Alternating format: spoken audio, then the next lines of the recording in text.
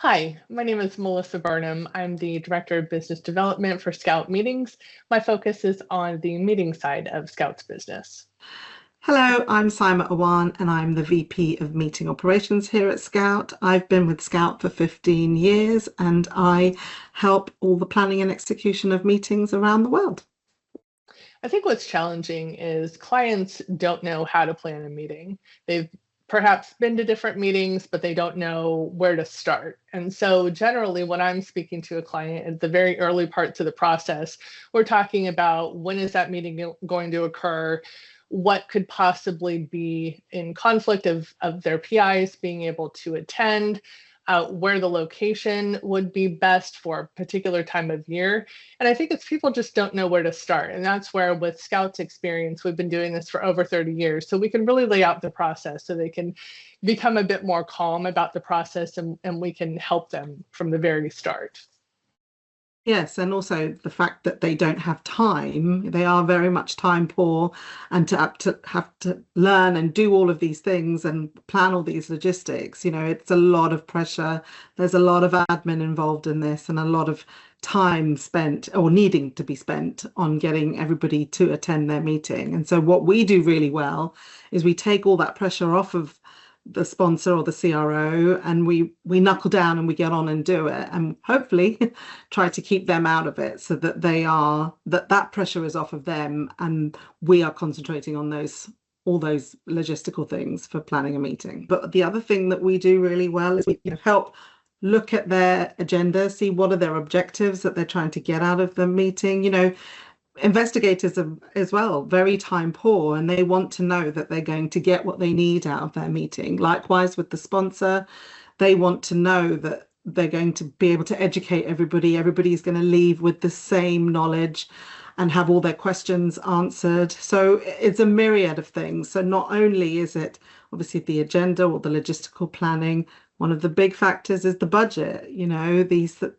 We have to be very careful when we're putting these budgets together that, we're not spending money that they don't have. And there is that balance, right? When we've been looking at budgets for multiple meetings, for multiple clients, we can really help navigate through what pieces are the biggest priority for that particular client. So if it's engagement, we have resources to be able to help them, like Simon said, with the agenda or with the engagement tablets, which are really effective in being able to help keep the attendees engaged. We can ask polling questions, knowledge questions, things that make the meeting fun, where everyone at the end of an 8-hour day doesn't feel like they've been just sitting in a chair hearing speaker after speaker. They feel like they've learned from the experience, they've engaged with other PIs or other study coordinators who may have some of the same questions they have. So it's really an opportunity for the attendees to be able to see how other sites are managing recruitment, or there might be protocol deviations that they have no idea how to manage. And so by really diving into the engagement piece and the education, they come away from the meeting really feeling energized about participating in that particular study. So that's what our focus is in making the engagement piece really phenomenal for all of the attendees.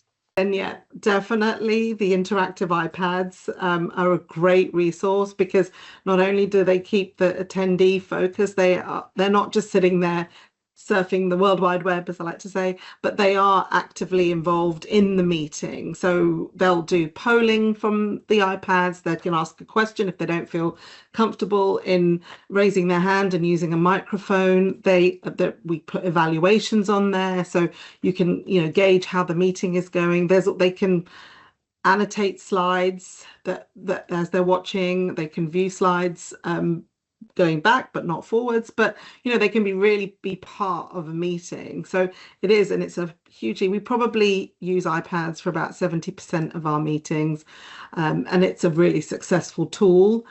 The other thing I would recommend is breaking up into smaller groups, again depending on what your trying to achieve out of your agenda. So if it's for recruitment, getting a smaller team together. So you'd get a site to talk about how perhaps it's a really high recruitment site and they have some great ideas that they can share with their colleagues as to how they do that.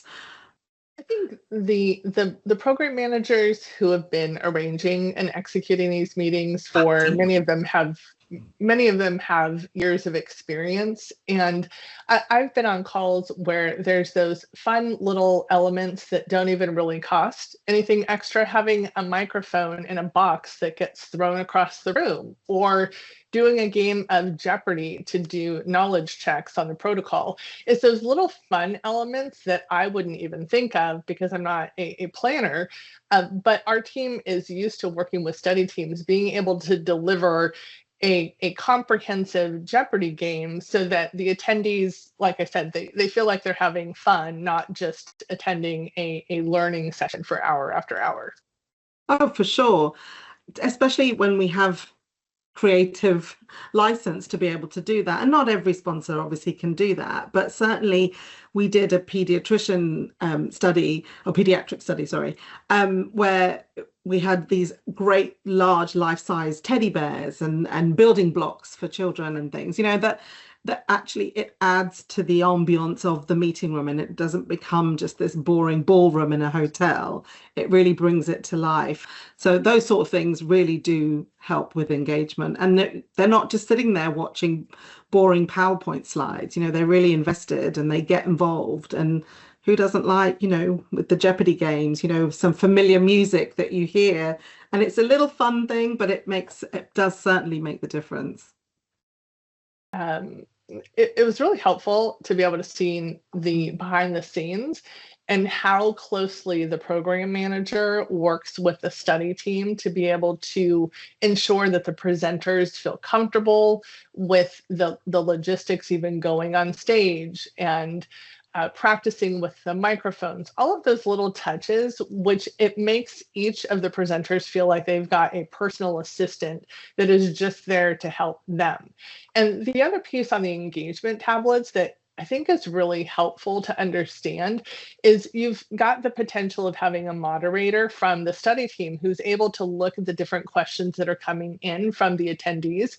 And there's a lot of overlap there. So they can really hone in on different questions that you may not have an hour to answer all of the questions. But if you're seeing that there's numerous questions that are very similar coming in from the site staff, then you're able to address those specifically rather than it being in order by attendee microphone, passing it around. And that's where that engagement tablet really gives the study team that extra insight into what the site attendees are wanting to know. Very few people are experienced in presenting to a room full of people. So a lot of people get up there and they stand there and they just read off the teleprompter. And that, yeah, absolutely. We try and discourage that. Sometimes we're asked to do a lot of, if a presenter cannot attend a meeting, that they've been pre-recorded. So we've had meetings where, clients wanting to do recording after recording after recording, and that's not fun either. One recording is fine, but I think to have that person, even if they are there remotely and they have been, they're remotely into the meeting, but they're presenting and they're able to answer live questions, those sort of things really make a difference than just sitting in a room for 8 hours with coffee breaks and lunch and all of that, but just sitting there watching PowerPoint slide after PowerPoint slide or recording after recording. That's really dull. That actually makes me think of something on the other side with making it engaging is that's the other part that Scout brings to it is we've attended so many of these meetings that we understand you really do need to build in those breaks into the agenda and have that's where you get those conversations where there's different site personnel that might want to talk to each other, or there's vendors in the lobby that are going to be able to answer questions about specific services. So there's those other pieces that are not necessarily just the meeting itself. There's the networking breaks, there's the lunches, and we designed those to create that engaging atmosphere so that you can have those conversations that are going to last way beyond the IM where people meet each other. it definitely does play a part in the success of a study for sure, because somebody who's felt part of the discussion and part of the meeting will definitely leave energized and excited and ready to get on with the study. It's critical to give enough timing to the process. And that's the one area that I would encourage any of our sponsors and CROs to manage, is allowing enough time for the consultative approach. I've seen many situations where we're not able to consider certain venues in certain cities because the timing won't allow. If you're planning a meeting 3 months from now, there's far more options than if you're looking 6 weeks from now. There's competing congresses that we have to navigate around.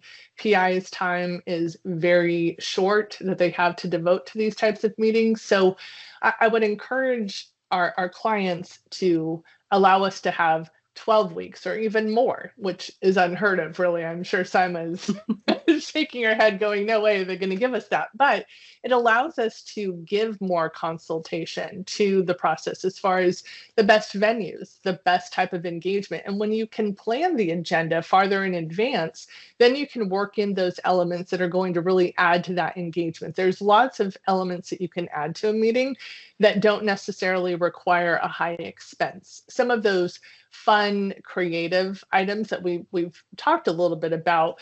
But if you've only got a short period of time to plan a meeting, then the study team's focus is just on cramming the education into the block of time versus being able to really give some of that time to the planning to make it a more engaging event. That's a tough question, budget Yeah. or timeline. I think it also depends on the time of year. If you're looking at a time when you're conflicting with vacations and with areas that are more popular, the expenses are going to go up. If you plan properly around some of those elements, avoiding holidays or avoiding severe weather, you're going to get more PIs to actually come to your meeting. And the more people that you have coming, the better engagement you have. And so it's all really important. If we have more time, we can help with the budget. So they really go hand in hand, in my opinion. Yeah, I'd agree with that.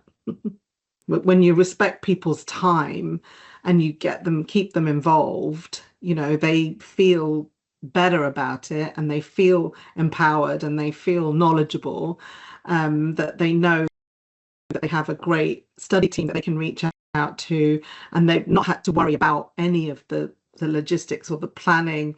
And down the line they are doing what they're meant to be doing and they're not focused on all of these other things that they have to tick off their list. So when you partner with Scout, we've been managing these types of meetings so we really can set your team up for success.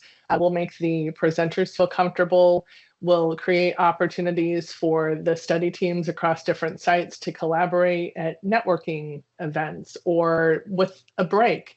No matter what it is, when you get the people actually in a room to be able to collaborate with each other, they can fill in those gaps that they may not understand about how to recruit a patient or what this part of the protocol means or what exclusions there are, those types of things. When you create that environment that allows for those study teams to be in the same room and become educated, it really creates a more successful study for the study team down the road.